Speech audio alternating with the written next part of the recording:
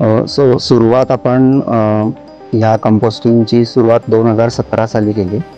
त्याच्यामध्ये परीक्षित आणि आम्ही दोघांनी मिळून एक कम्युनिटी कंपोस्टिंगचा मॉडेल केलं, ज्याच्यामध्ये कचरा हा रिसोर्स जो फार्मसाठी इंटिग्रेट करणं या कॉन्सेप्टनी सुरू केलं आणि कम्युनिटी कंपोस्टिंग ह्याला आपण ते नाव दिलं. मी पहिली सोसायटी इंटिग्रेट केली. त्यामध्ये ट्रायल बेसिसवरती 6 महिने आम्ही त्यांचा रोज कचरा नेला.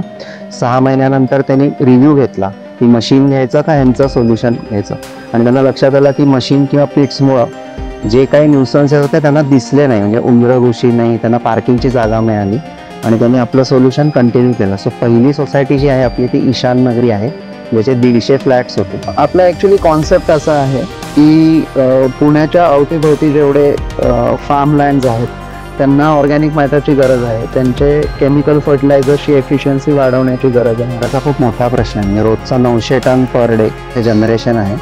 तर कचऱ्यावरती सोल्युशन जरी काढत असलो तरी आपल्या अर्बी कंपन्यांचा अजेंडा हा नाही आहे की आपण या वेस्टवरती पूर्ण एक उत्तर काढू.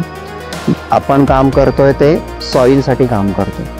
तर सॉईलला जे ऑर्गॅनिक मॅटर पाहिजे म्हणून कचऱ्यावरती काम करतो. जो सोसायटीजचा जो जनरेट होणारा कचरा आहे तो जर असा योग्य पद्धतीनं त्याचं व्यवस्थापन झालं आणि शेतामध्ये इंटिग्रेट झालं तर शहरामध्ये ज्या समस्या आहेत की कचरा झिरोला गेला नाही तर त्याची दुर्गंधी होणं आणि मग त्याची कॉस्ट एक्सटर्नाइज होणं आणि सोशल हायजीनचा प्रॉब्लेम निर्माण तो त्याच्यातनं रिझॉल्व्ह होऊ शकतो.